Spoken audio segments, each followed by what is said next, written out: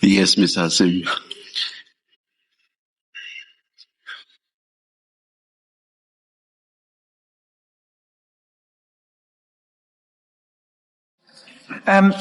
General, we were just dealing with the question of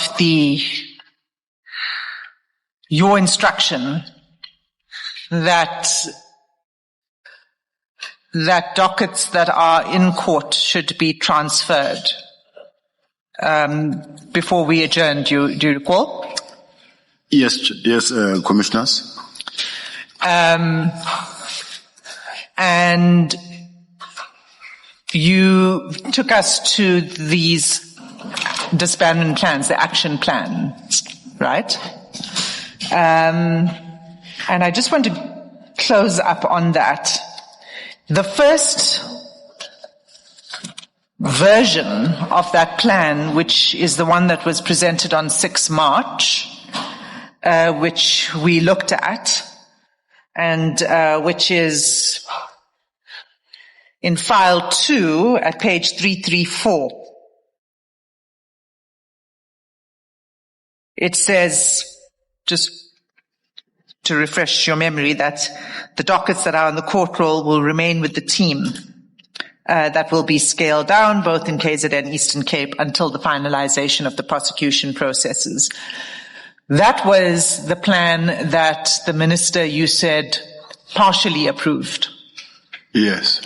And requested that it be amended and brought back to him, right? Correct? Yes. And then at the meeting of 27 March, the revised plan was presented. And that's file 6, and the relevant page for this purpose is page 372.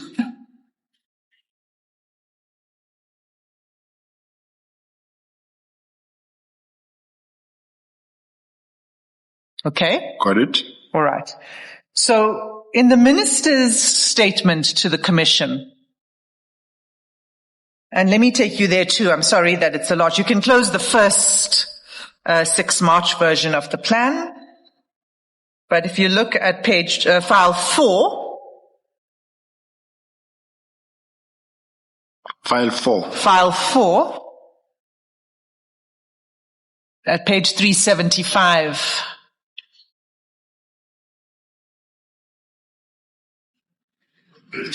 Here is it. Okay. Page 375.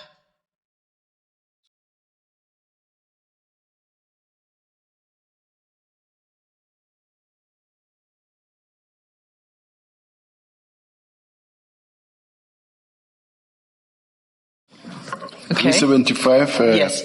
So this is the minister's statement.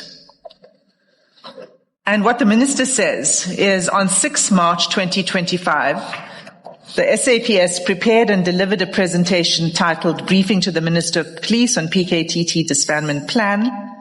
This briefing recorded how the SAPS proposed to implement my directive on 31 December 2024. The disbandment plan of 6 March 25, inter alia, recorded as follows. And then he records 184.1 to 184.4. And then he continues, the briefing of 6 March also included a progress report of political killings cases. The content of the disbandment report was similar to what was presented in Parliament on the previous day. I approved the NPKTT disbandment plan, subject to certain amendments and on condition that the disbandment be completed in 2025. Right? You Yes. see that? I just want to check the last one. I approved the plan subject to. Which page is that? Paragraph 185. 185, okay.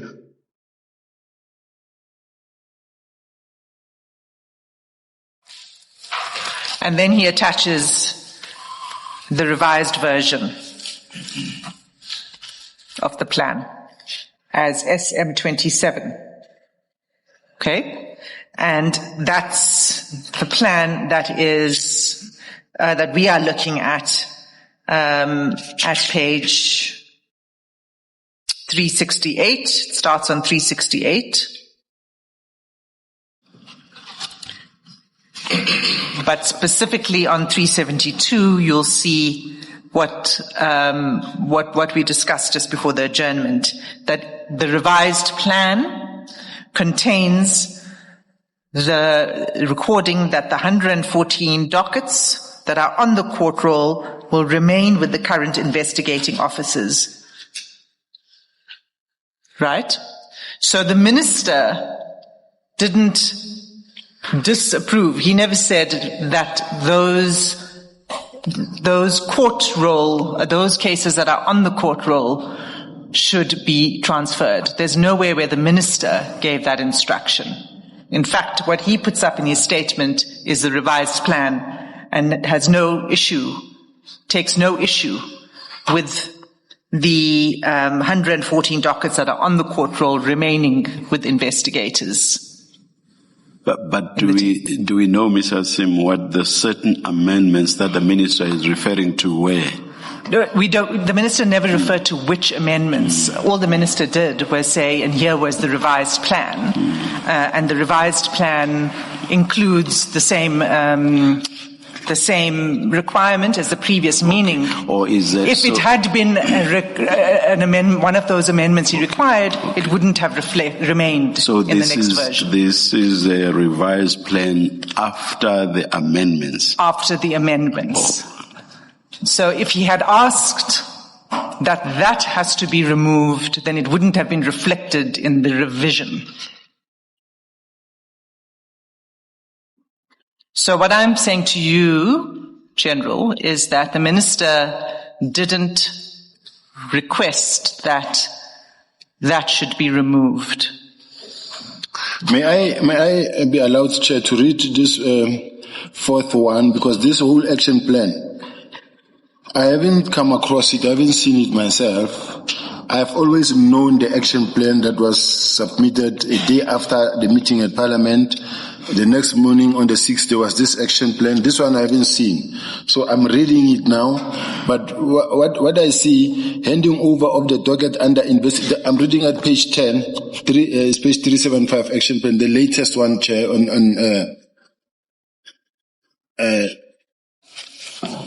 it's file 6 of 10, page 375. Yes. It says approval of disbandment plan, Minister of Police, now is 27 March. Stakeholder engagement with NPA, including prioritization of the 114 cases, National Commissioner on 28 March. Approval of the new call-up instruction and financial authority on 2025-2026. National Commissioner 27 March.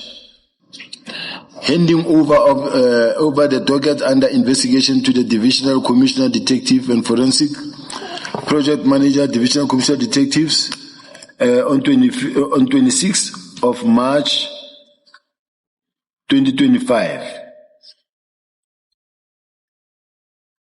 Submit quarterly progress report on both the case under investigation and court-going 114 cases.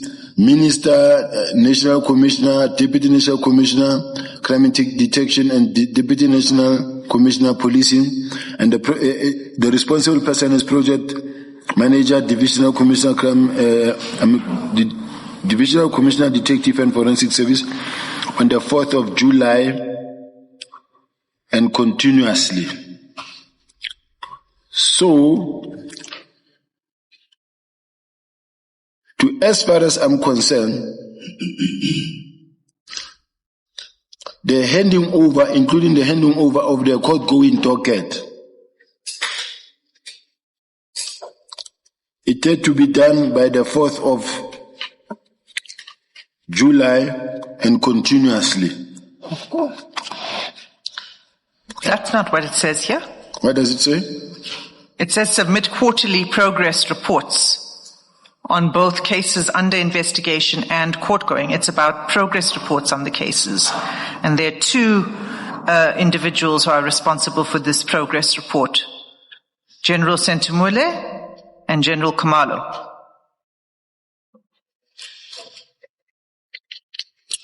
Yes.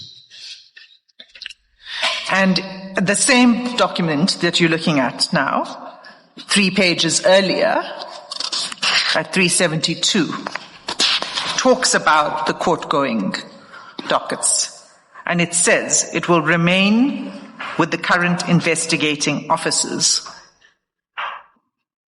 So what I'm saying to you is, do you accept that this is a correct reflection of what's in this document?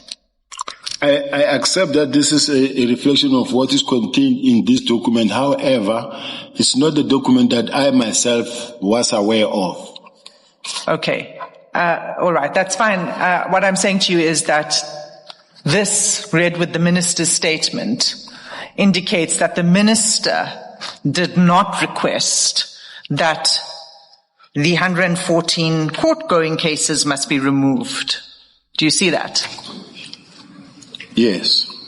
So your instruction for those dockets that were on the court roll to be transferred to General Sentumule was your own instruction.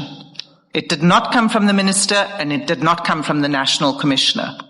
Yes, it was my instruction based on my responsibility as the Deputy National Commissioner of Crime Detection. Yes, but contrary to what this plan says, it was contrary to the plan. You were acting contrary to this plan. I don't think I was really acting contrary to the plan because it all worked towards disbandment and towards handing over the docket, including the court cases. Okay.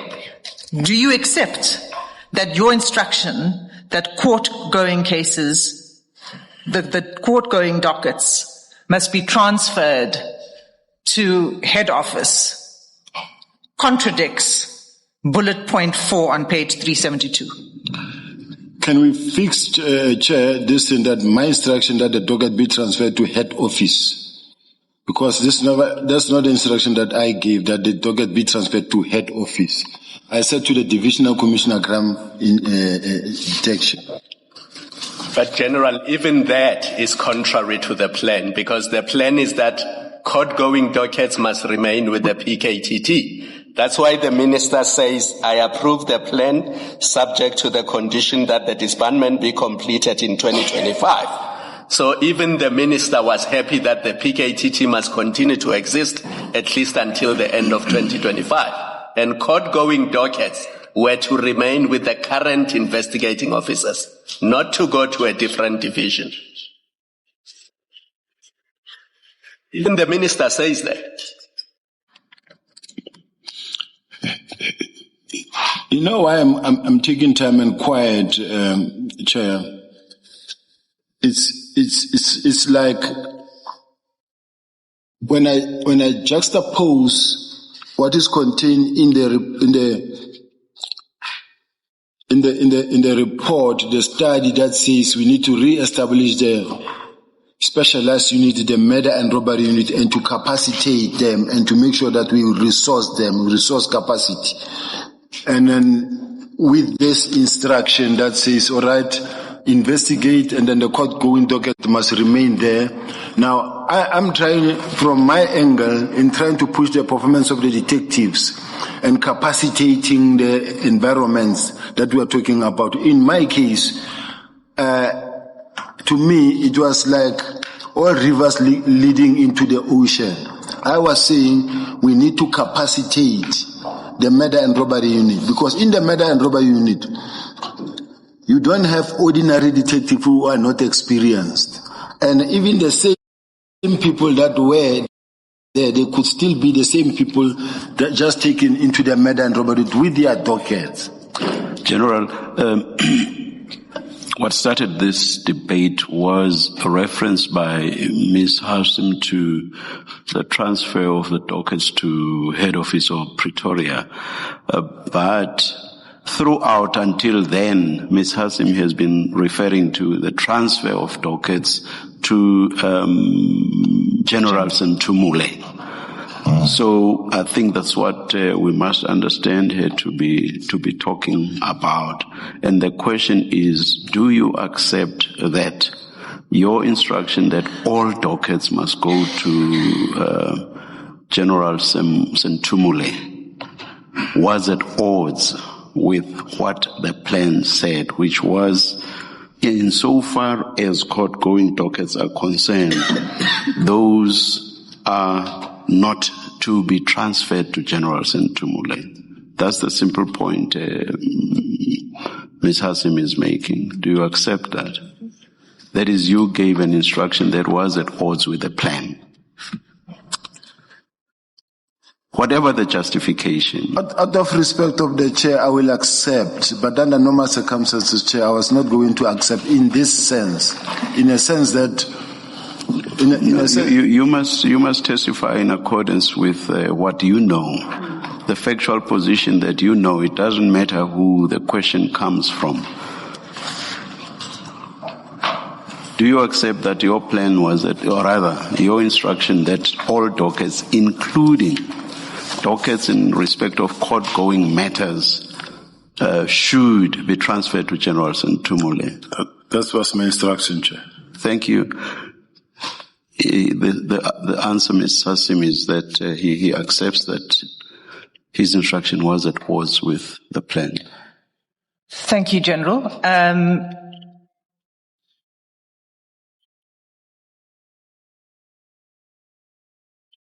I think we can leave it there, because what that confirms then is that you were acting on your own without, not in accordance with instructions from either the Minister or the National Commissioner. I was not acting on my own. I was acting in terms of my mandate as the head of detectives. Okay. Before I leave this topic, there may be some further questions from the commissioners. I do. General, if you would have in front of you your statement and file 2. And then in file 2, you go to that January 17th letter.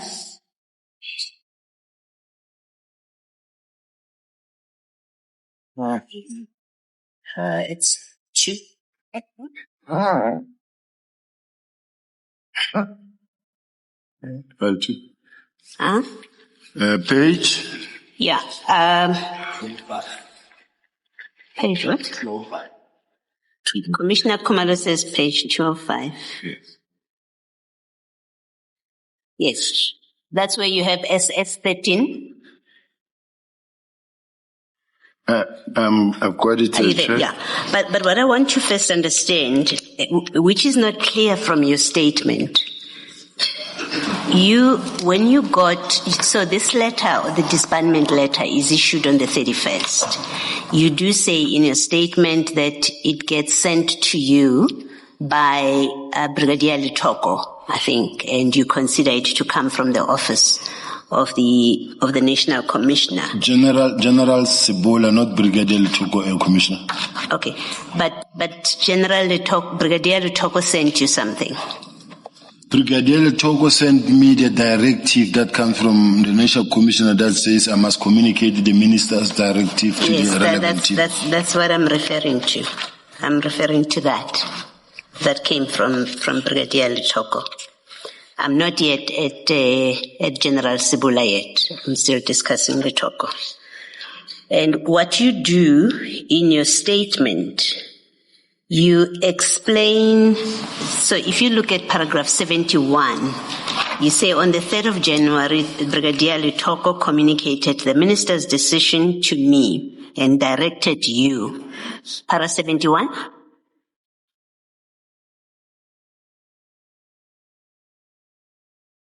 And a copy of the communication from Brigadier Lutoko is SS9.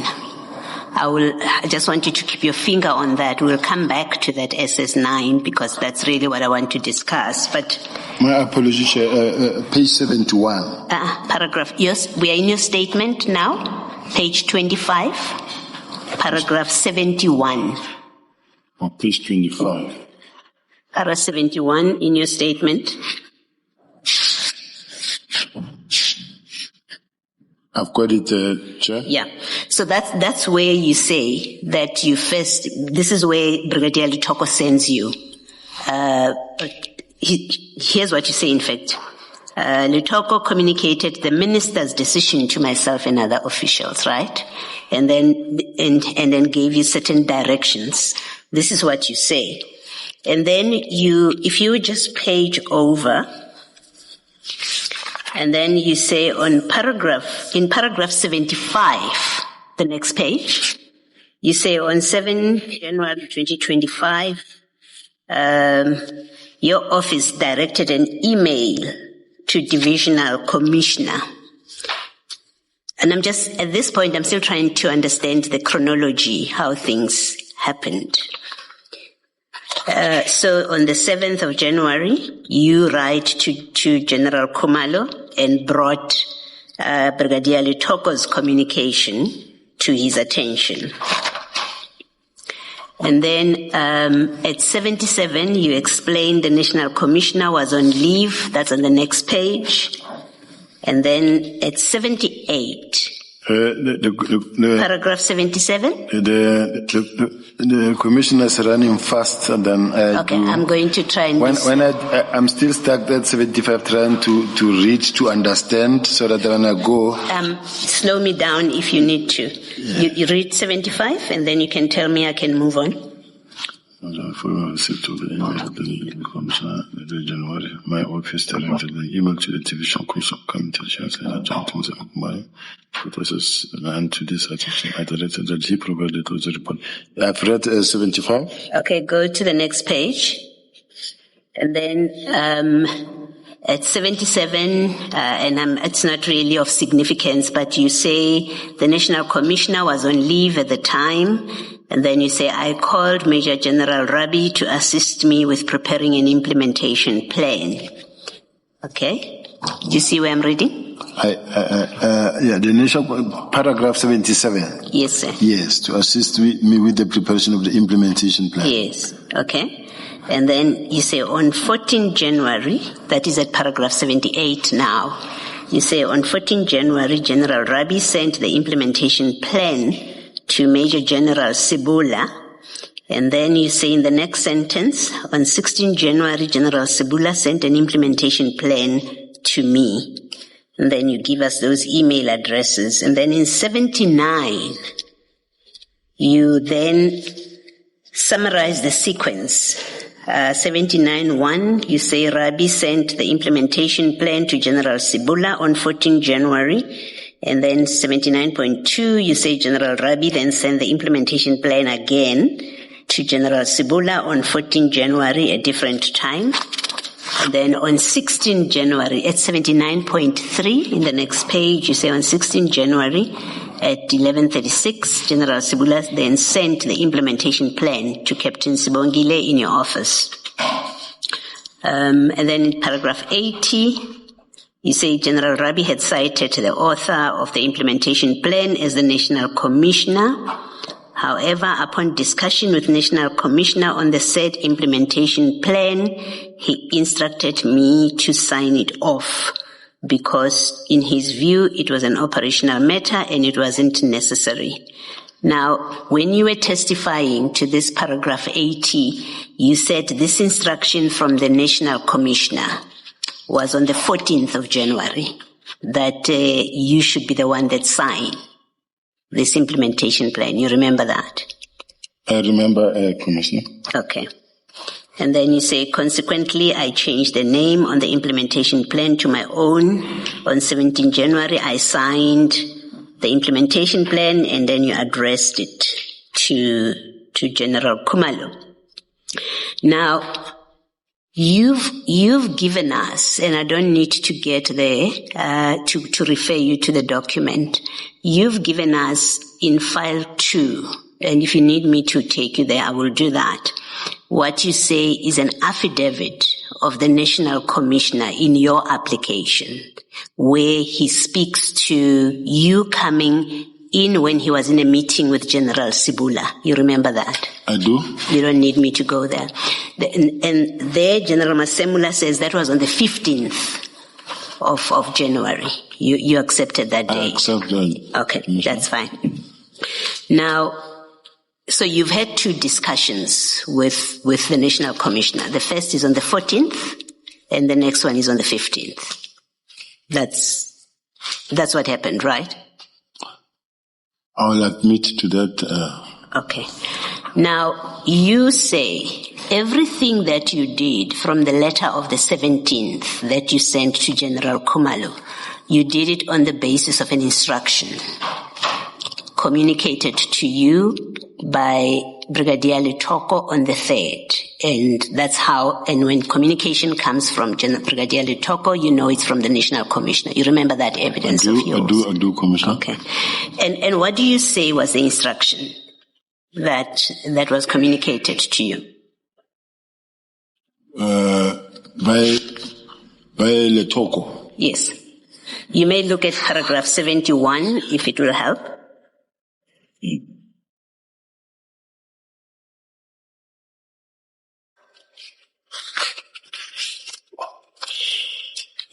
Paragraph 71, on 3 January 2025, Brigadier Letoko communicated Minister Mkunu's decision to myself and other officials. This communication directed me, the DNC for Crime Detection, to communicate the deactivation of the PKTT to the relevant teams, implemented the deactivation of the PKTT, and to further submit a close-up report by 14 January 2025 for the National Commissioner's consideration and sign off. Yes. And it is this instruction that you rely on to say you acted on the National Commissioner's instruction. That is correct. Okay. Now let's look at SS9 in file 2. It's at page 199, file 2. Remember I said to you, have your statement and file 2 in front of you. Are you there? I want to go there, but I've got one thing that as I'm following the commissioner, yes, where the commissioner say on the 14th and the 15th we had that meeting. You had a discussion. We had a discussion. Commissioner, yes. Yes, but what I don't want to leave behind is the fact that on the 16th, I don't want to get off the subject, but I just want to keep this one on the table that says, if the National Commissioner on the 15th said, leave it up to me, but I still get correspondence from the National Commissioner's office on the 16th. So I didn't want to leave that point behind that. Even after that meeting of the 15th, on the 16th I still got instructions from the National Commissioner. So I can then go to... Okay. I'm actually not at the 16th, but I accept what you're saying. It will go on record. I'm not going to explore it further. Okay. I just want us to go to SS9, but maybe before we do that, still in that same file, we'll come back to this. Let me find my place.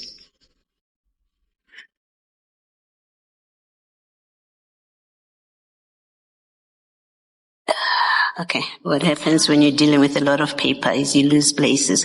Never mind about that. Let's look at SS9, General. I've got it, Commissioner. Yes. Now, that is from Brigadier Letoko on the 3rd of January to Keketsi Sibongile in your office, and this is the instruction that you rely on. Can you just read the second paragraph that starts... in fact, read the subject matter refers. If you can just read the next line and the one after that. As directed, DNC is requested to accordingly communicate the deactivation to the relevant team. Okay. That's one instruction that you rely on, yes. Your office is further requested to submit a close-up report to be submitted on 14 January 2025 for NADCOM's consideration and sign off to the minister. Yes.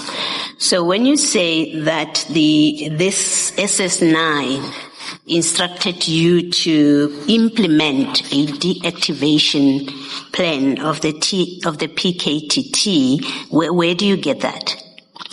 Where I get it from, commissioners, is that there has been several other meetings where this subject came to the fore, or where this matter was ventilated, where discussions or decisions were taken or directives given. This was the first document that kick-started the whole thing, but there has been a number of meetings. In those meetings where we're sitting with the minister, national commissioner, and this point is being discussed, and then we know coming out of that meeting, this is what must happen. So whatever letter that I had to go and write or that I wrote, it's not like I was just now pushing and running alone in my own lane, whilst there has been a series of meetings. Considering the fact that at some point the minister expressed dissatisfaction or unhappiness. Yeah, no, don't go to the minister. The minister is in March, the 6th of March. You are far ahead. You have said in your statement and in your testimony that SS9 is the instruction from the National Commissioner on the basis of which you acted. All the steps that you took them on the basis of this instruction. So where the National Commissioner says he doesn't know, you were doing your own thing, he's being honest, you've criticized the National Commissioner because you say, but I got an instruction from his office. And you've relied on SS9. And SS9, and you say you prepared an implementation to implement the deactivation of the PKTT, hence your letter of the 17th and you sending it to General Kumalo, hence your February letter, and hence your April letter. You say it is because you were acting on an instruction SS9. Now, SS9 doesn't call on you to implement the deactivation of the PK. And that's a big issue. It's been a big issue here with previous witnesses that you went ahead and implemented, gave instructions, this whole debate about moving all these PKTT matters to General Sintumule. Remember, we looked at that letter yesterday in the first paragraph where you say with immediate effect.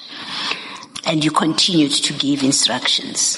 You have repeatedly said, I acted on the National Commissioner's instruction as communicated to me through Litoko, which is the normal way in which we communicate. Now, all I'm putting to you, or that I'm discussing with you, is that SS9 doesn't instruct you or even authorize you to implement a deactivation of the PKTT. All it does on a simple reading of it, it says you must communicate the minister's decision and then to the relevant team, and which you do by informing General Kumalo, and then it says submit a close-up report by the 14th of January for the National Commissioner to consider and sign off to the minister. That's all it says. So you could not have been relying on SS9 to implement with immediate effect the deactivation of the PKTT. May I respond, Chair? Yes. When we read SS9, can we also take it along with SS10? The very next page, which is at page 200. Meaning, all I did. So which part? There are two emails There are two SS10. emails. Which one do you want us? Because the first one, the bottom one is a repeat of SS9. No. And then there's a top one from Afinand. Which one do you want us to look at? And which one are you speaking to? The one of SS10. Yes, I'm saying, sorry, I don't mean to interrupt you rudely. I just want clarification. There are two emails on SS10 at page 200. Which one do you want us to take into account when we read SS9? What I want to demonstrate here, Chair, with respect, is that here is an instruction that comes from the National Commissioner that says, as directed, DNC is requested to accordingly communicate the deactivation to the relevant team. Now, the same email, and this was on the 3rd of January 2025, 1407. Now, the same email was sent now on the 7th of January 2025, 11:22, from Colonel Afinand, and then Colonel Afinand is in my office. Yes. And addressed to Divisional Commissioner Crime Intelligence, Kumalo. And now, what I want to refer to these things that I'm now forwarding the same instruction from the National Commissioner's office, same instruction to the Divisional Commissioner. I'm communicating, I'm doing that what the National Commissioner says, I want you to do the following. The same email. What did the National Commissioner say he wants you to do? That's really my discussion with you, General. You just tell us what did the National Commissioner say he wants you to do as through Brigadier Letoko? What did he say he wants you to do on the 3rd of January? To communicate the deactivation. Yes. To the relevant team. Yes. And that's how I understand it, the deactivation. To communicate it. To the team. Yes. In other words, inform the team. Yes. That now we are embarking on a different road trip. We are now deactivating. Yes. Now communicate this to the team. Yes. Now I take the same instruction to General Kumalo in the same, as you can see, it is in the same page, Commissioner. And now say, the DNC crime detection has directed that the trailing email be forwarded for your attention and the closing report for sign off by the 13th January 2025, please. In other words, the National Commissioner, because he was coming back on the 14th of January, he wanted me to come and brief him on the 14th of January. So in my case, I had to be ready by the 13th, so that when he come, I already have the report, and I've discussed it. Then the next morning, I present it to the National Commissioner. All I wanted to say was that I didn't just out of my own act. Something triggered and directed me to act, and I acted as per the directive from the Office of the National Commissioner to the relevant team. That's what I did. Yeah. General, you said in paragraph 71 and consistently in your evidence that email from Brigadier Letoko was the National Commissioner's office or the National Commissioner himself instructing you to implement, in fact, you say to communicate the deactivation, which is paragraph 1 of this email. So that you discharge. But then you then say to implement the deactivation. That's the second thing that you say the National Commissioner instructs, to implement the deactivation of the PKTT. And then 3, to submit a closeout report by the 14th of January, right? And what I'm saying to you is, looking at this Brigadier Letoko email, it does not give you instruction to implement the deactivation. It says only 2 things. It says communicate and submit a closeout report. The implementing part, is not in that. It's not the basis on which you could have acted, because it's not part of that email from Brigadier Letoko.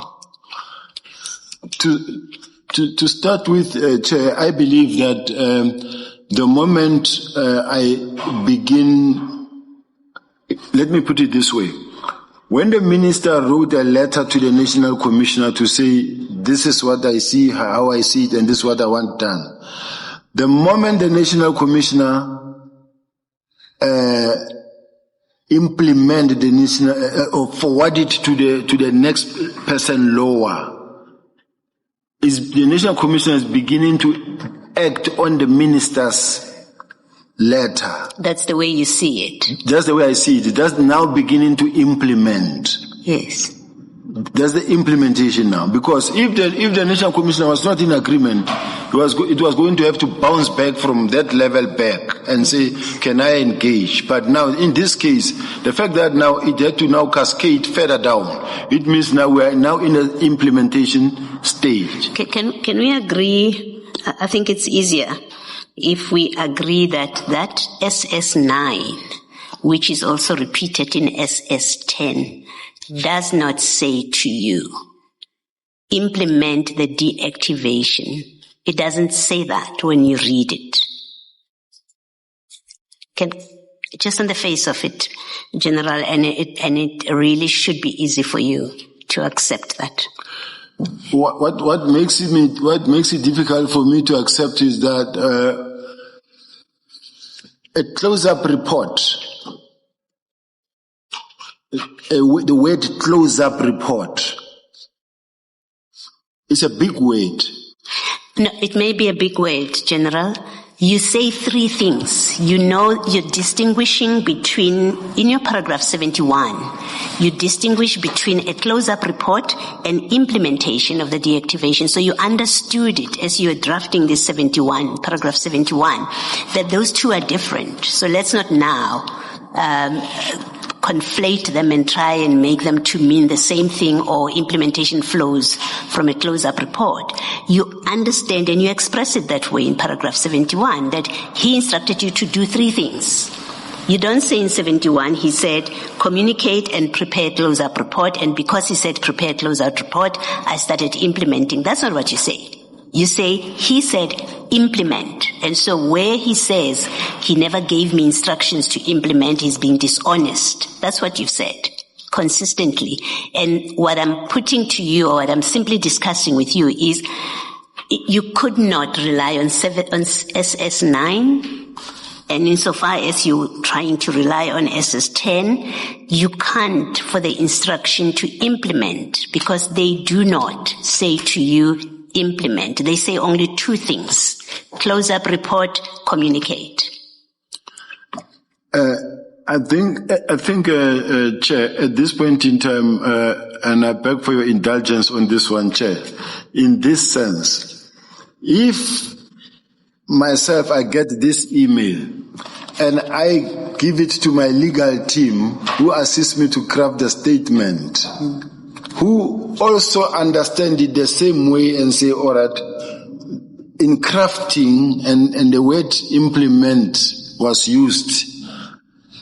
As far as I'm concerned, this is how I understood it to me. But if I was wrong, or maybe in the eyes of the chair or the commissioners, is two different words, I will accept it without being argumentative. But as far as I'm concerned, the intention was not to deviate from the National Commissioner's instruction, because to me, as far as I'm concerned, I thought it means exactly the same thing. So I just want to say, Chair, that communicate the deactivation to the team and prepare a close-up report. Already we have crossed the line of we are now implementing. That's what I thought. But if I'm wrong, commissioners, I will give up on this one. So I just want to be clear, and it's not about what we prefer or the mistakes made by lawyers, if that's what you're suggesting. I'm looking at SS9, and all I'm I need you to, or what I'm testing with you is, do you, and I expect you should accept, that SS9, on the face of it, does not contain an instruction, doesn't contain 3 instructions. It contains only 2 instructions. And it does not contain an instruction to implement the deactivation. Just on the face of it. You've read it into the record.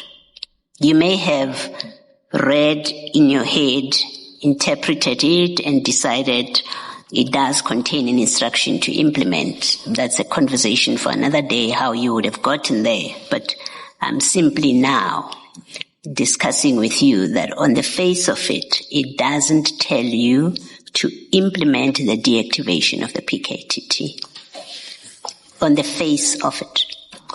Chair, if I was arguing with the person at my level, I was going to take it further, but at this point in time, I want to cut it short. Earlier, General, I said your responses should not depend on who is engaging you. So please give the response that you want to give. I'm sorry for the interruption. So please respond, General. Chairperson, I don't want to really sound as if like I am, and I don't want to anger the commissioners as well. I want to leave it at that. General, no, please speak freely. You make our job easy when you speak freely, because we need to get to the bottom of the facts. You shouldn't not say things because you don't want to make me If I was angry. talking to my lawyer, she was going to say that's semantics. Try it with me. Maybe I'll say the same thing. Yes. She was going to say to me, I mean, it's one thing. You implemented, you want a close-up report, we are saying close. Implement. And now the chair is still holding me onto a word and say, this word doesn't mean this, but when you look at the ultimate goal, we are going to the same direction. General, maybe that word means, this word means that, whatever you mean with that. All I'm asking you. I want to apologize, Chair, that I said that I hope it's not going to be used against me anywhere as well. No. All that we will do is to assess the evidence. Be assured of that, General.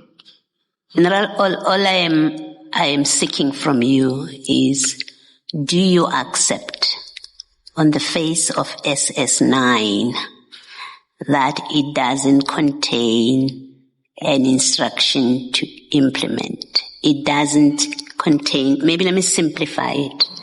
Do you accept, and as I think you must, that on the face of SS9 there are no words that read, which is in your paragraph 71.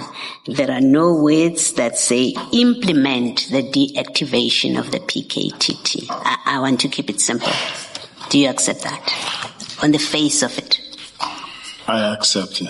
All right, thank you. In fact, when you tend to, still in that same bundle, if you go to page 211, this is a document that you gave us, and I think you said it's an affidavit, that it's SS14. I think you said it's the affidavit that the National Commissioner filed in your application in the High Court. Page 211, it starts at 210, SS14, you see that? There, the National, are you there, General? I'm there at 211. There, the SS14. Yes, and then go to paragraph 8.5 of that document. There, the National Commissioner says, on 14 January, I had a discussion with the applicant, being you, and he presented a plan on how to close the task team in line with the minister's directive. You see that? So he says on the 14th, you gave him a plan. I was, however, not satisfied with the proposed plan and informed the applicant that it would be irresponsible to summarily disband the task team and remove the case dockets from them as it will have a detrimental effect on the investigation of the cases. That's what he tells the court. And then at 8.6, just for completeness, the National Commissioner says the applicant informed me that the task team should be closed down similarly to the way the Scorpions, and explained how they were closed down, saying they were individually called into the office with their dockets, they signed for handing over, and management signed for receiving the dockets. He says that's your discussion. Thereafter, each officer received a new deployment. And then he says, I told him that it would be irresponsible and I advised him to consult with Major General Rabi on the 14th. That's what the National Commissioner says. So now we know how, and then he says, I called General Rabi to assist him with a phased-out plan. So we know how you get to speak to General Rabi according to General Masemola. And then he says that on the 15th, whilst I was consulting with Major General Sibula, applicant presented me with an amended plan, directed now at the Divisional Commissioner, facilitating the immediate closure of the task team and handing over of the case dockets, and requested me to sign. The proposed plan once again negated my instruction that there must be a gradual wind down of the operation of the task team, and I wasn't prepared to sign the document. That's what the National Commissioner says happened. That you've presented one plan on the 14th, which was an issue that, again, I found quite confusing from your statement, because in your statement, you don't tell us that you presented a plan on the 14th, which the National Commissioner rejected. And then you went and presented another one on the 15th. You don't tell us that. But that's what he says. You had two plans. The second one, again, he rejected it because you wanted an immediate disbandment. And then, just for completeness, in the next paragraph of that document, he then says he then went to General Kumalo and asked him to prepare a plan. And that's the plan. The 6 March document that we discussed and the later plan. That's a General Kumalo document.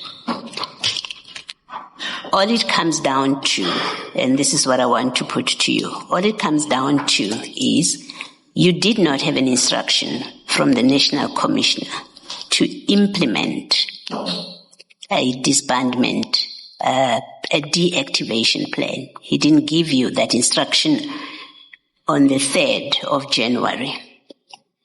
On the 14th, he rejected your plan, which you don't tell us that in your statement. You don't say that I gave him my plan and he rejected it, saying he doesn't like immediate disbandment.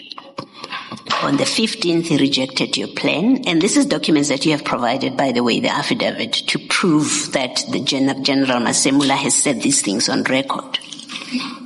On the 15th, he rejected your plan. But on the 7th, and you don't tell us that, on the 17th, you then issue this much debated letter, which is SS13. You issue it on the 17th. And in your evidence, you issue it on the strength of Brigadier Litoko's email. Forgive me, Chair. Yes. Forgive me, Chair. When Commissioner Baloyi referred me to a paragraph, and I read the paragraph, in my mindset, I begin to formulate a response. And as I formulate the response, she goes on to the next one, and she goes to the next one, and to the next one. Now, I'm struggling to follow on her, because if she goes too deep, and I'm lacking behind in terms of formulating how I want to respond. It gives me a problem in a sense that I end up not now knowing how to craft my response. So I just wanted to say, I was on the 14th of January 2025, the one that was where the National Commissioner, I had a discussion with the applicant and he presented a plan. That is page 211. Now, what I wanted us to first agree, Commissioner, is that The same plan that the National Commissioner says he rejected comes from the National Commissioner's office. Because General Rabi is in the National Commissioner's office. Even if I signed, I know we labored at that point yesterday that it is now your plan. But the National Commissioner doesn't deny that he asked General Rabi to assist me. And if it comes to General Rabi, going to the National Commissioner through General Sebola to me. Now, I just want us to settle this one, that the same plan that the National Commissioner said he rejected, it is still his own plan, because it comes from his office. I thought we settled that yesterday when you were discussing with Mr. Hassim and the chairperson, where you accepted that this is your plan. SS13. I thought we settled that. It's not the national court. It took a long while to get you to accept that it is your plan. You may have been assisted by General Rabi, but it is your plan. I thought that was settled. Just to get this one clear, Chair, so that I don't do this mistake again and come back to it again. Now, even though this plan comes from the National Commissioner's office that prepared by General Rabi, I own it, I agree. The fact that the National Commissioner's office is the one that crafted it, is it being thrown completely out of the window and forgotten about it? It is my document, as I'm the one who signed it. Since the National Commissioner said, let General Sibiya sign it. So is it completely now thrown out completely and forgotten, even though he's the one who said, General Rabi, assist General Sibiya to prepare this document. And they prepared this document that he says he rejected. Now, this is the document that comes from the office of the National Commissioner that this says he rejected. I agree, it was labored for a long time yesterday, but I just want to make sure that now I should not ever again say, all right, I am the one who signed it, I own the document, because I should have, because the National Commissioner didn't to me say, no, I don't like it. So I'm just worried that the fact that the National Commissioner has had a contribution in the crafting of this document through General Rabi is not being taken into account. General, all I'm checking with you, and maybe let me do this. Do you disagree with the National Commissioner where he says he had a discussion with you on the 14th of January where you presented a plan, and he said to you, go and prepare a different plan? He didn't accept the plan that you gave him on the 14th. Do you disagree with that? I disagree. Okay. What do you say happened? What happened is that he said, let General Sibiya sign it because it's addressed to it's operational and that is addressed to the Divisional Commissioner. That is why you will see now on the 16th. No. You're now at the 15th. I'm still at the 14th. Oh. Remember? 8.5 is the 14th of January. That paragraph we're looking at in his affidavit, that's where you went. You stopped. Remember, you stopped me, and then you said, I want to respond to the 14th of January. So I'm asking you, with everything that you've said now about this comes from the office of the National Commissioner, and therefore it's the National Commissioners. I'm asking you, just so that there's clarity, what your evidence is. 8.5 says, on the 14th, I had a discussion with the applicant. He presented a plan/letter on how to close the task team in line with the minister's directive. Do you disagree that happened? That just what I've read. Just look at it, General 8.5. Do you disagree what he that first sentence? Do you disagree what the National Commissioner describes there happened between the two of you? I totally disagree, Chair. Yes. Even this example of the scorpions. No, don't go to the scorpions yet, General. We'll finish quicker if you go with me step by step. I'm doing it step by step so that we don't misunderstand each other. Okay. Don't misunderstand your answers, but also that we finish quicker. 8.5, I've read for you the first sentence. Because I'm trying to understand what you disagree with in that paragraph, right? So, 8.5, I've read the first sentence, which is, on 14 January 2025, I had a discussion with the applicant, being you. The applicant is General Sibiya, and he presented a plan letter on how to close the task team in line with the minister's directive. My question is that correct, what he's saying there? Is that what happened? You presented a plan on the 14th of January 2025. That's correct. Okay, great. And then he says, I was, however, not satisfied with the proposed plan and informed the applicant that it would be irresponsible to summarily disband the task team and remove the case dockets from them, as it will have a detrimental effect on the investigation of the cases. Do you disagree with what he's saying there? I disagree with this one. Okay. What happened? What do you say happened? The National Commission never raised any such concern that you can't just close the test team summarily like that. Okay. It never happened. What happened in fact? What happened is that, okay, no, I understand. I think you can sign it. It is operational. Okay. All right. Then on 8.7, look at 8.7, the 15th of January, whilst I was consulting with Major General Sibula, the applicant presented me with an amended plan directed at General Khumalo, facilitating the immediate closure of the task team and handing over the case dockets, and requested me to sign the instructions.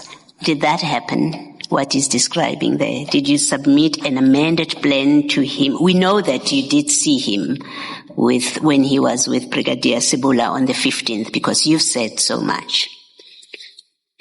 Did you present him with an amended plan on the 15th? No. What happened on the 15th? What happened is that because this was now between the Office of the National Commissioner and General Rabi. And even when you look at the correspondence, General Rabi had to fix certain things that the National Commissioner wanted fixed. And as a result, when General Rabi was done, had to send the document again to General Sibula. I thought you saw the National Commissioner on the 15th when he was with General Sibula. Yes. That was your evidence. Yes. So why are you talking about Brigadier General Rabi? When all I'm asking you is, on the 15th, did you meet with the National Commissioner when he was with Major General Sibula, as he describes there? I understand now. Yes. Now I understand. You yes, did. We did meet with the National Commissioner. And you presented him with an amended plan, because that's what he says. We presented with a plan. Amended plan. Yes. Okay. All right. Thank you. That's what I wanted to establish. Now, let me go back to what I was doing when you said I'm moving too fast and you're not getting the chance to answer. All I was doing was presenting to you what it looks like happened, and in the end I would have given you the chance to comment. But please do stop me if you think I'm overloading you with information. So here's what it looks like happened. On the 3rd of January, Brigadier Litoko forwarded you the deactivation letter and that instruction that you're supposed to communicate. That's what the document says, in fact, to communicate and then have a close-up report by the 14th for the National Commissioner to sign off. That's the first thing that happened. You then have this engagement with the National Commissioner on the 14th. That's the second thing that happened. You communicate to General Khumalo. Let me not skip a step. On the 7th, your office forwards Brigadier Litoko's communication to General Khumalo. and others. That's the second thing that happens. The third thing that happens is on the 14th of January, the National Commissioner comes back from leave. You then present a plan to him, which provides for the immediate disbandment of the PKTT. That's the third thing that happens. And again, keep in mind, I'm drawing what the picture looks like to me. And then on the 15th, and the National Commissioner on the 14th is not happy with your plan. And then he says to you, I don't like this plan. I want you to prepare an amended plan with the assistance of General Rabi. That's the 14th. On the 15th, you present an amended plan, which you've just admitted. When the National Commissioner is with General Sibula, you present him with an amended plan, now directed at General Kumalo. The National Commissioner refuses to sign it on the 15th. On the 17th, you then send SS-13 to General Kumalo, signed by you. You now send SS-13, and SS-13 now gives instructions what is to be done, and it directs the immediate disbandment. You follow up that with the letter in February and a further letter in April. And your evidence has been that all of that you did on the strength of SS9, which is Brigadier Letoko's email to you of the 3rd of January. That's what your evidence has been. And what I'm positing to you or proposing to you is the implementation that you carried on now from the 17th of January, and all the follow-ups that you were doing were in fact of your own decision and initiative. It did not flow from any instruction of the National Commissioner, because SS9 doesn't contain any instruction to implement. Now you can comment. What happened is that the National Commissioner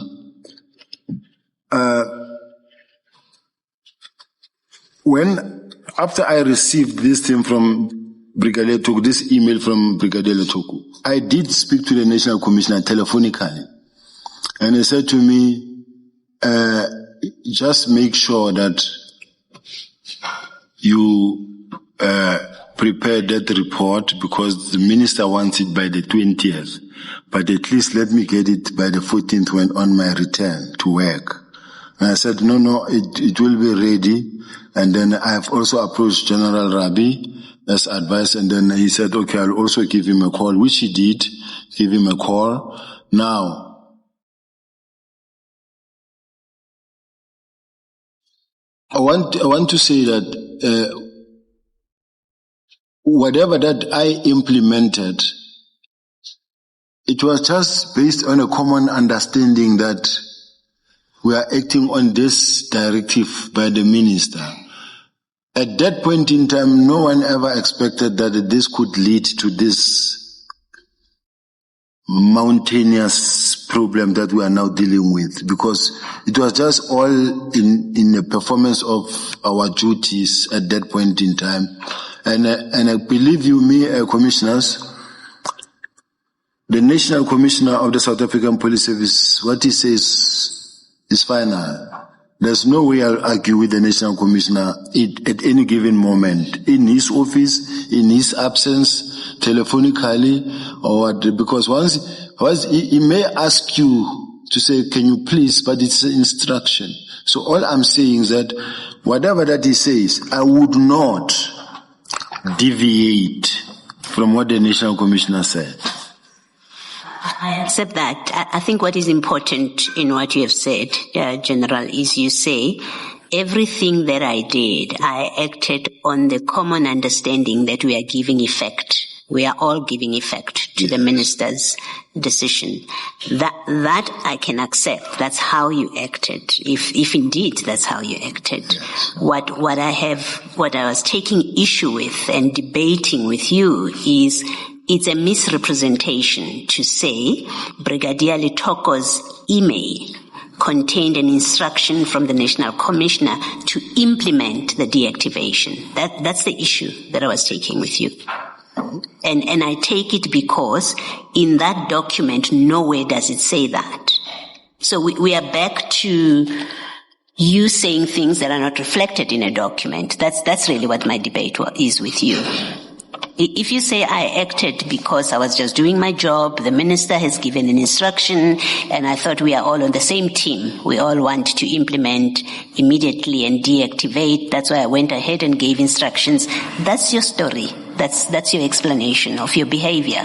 What you cannot do is, for that behavior, you cannot rely on SS9 and then use it to say the National Commissioner is being dishonest when he says he did not give me instructions to implement immediately. Because that's what you're doing. And it's problematic for that reason, that he did not say that to you, not on SS9, maybe on the phone. If you want to say on the phone, that's what he told me, or in an email, that's what he told me, then we'll say to you, fine, let's see the email.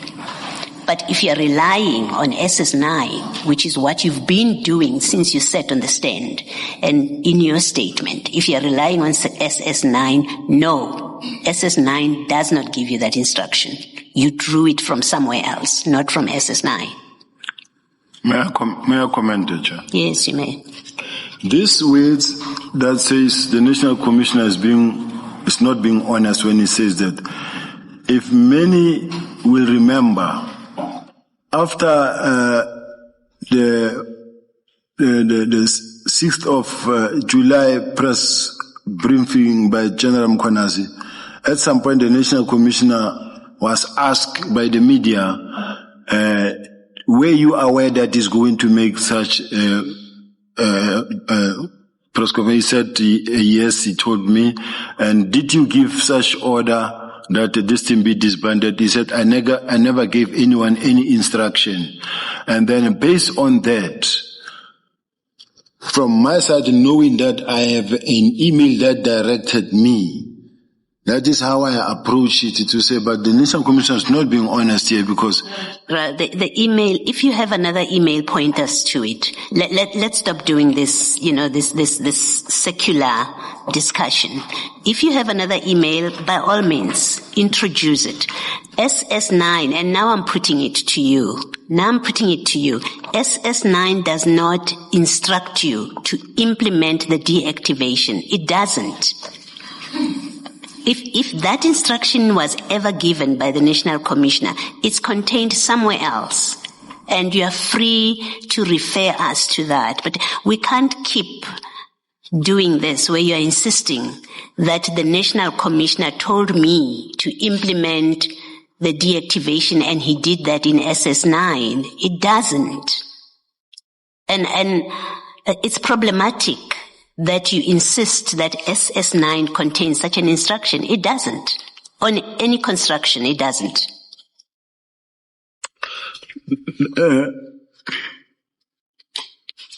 Just a last comment for me on this one, if I'm allowed, Chair. Yes, you are. You may comment. If there was this letter from the minister, then there is the email that comes from the National Commissioner's office, and there is a presentation in Parliament that speaks about the fact that the minister has issued an instruction to the directive to the National Commissioner, and there's been several meetings and consultative meetings held, and that we are now implementing, and this is how it's going to happen. As far as I'm concerned, there has been an agreement all the way that this is emanating from that letter, going to the directive by the National Commissioner, going to even up to Parliament and saying, and coming up with an implementation plan.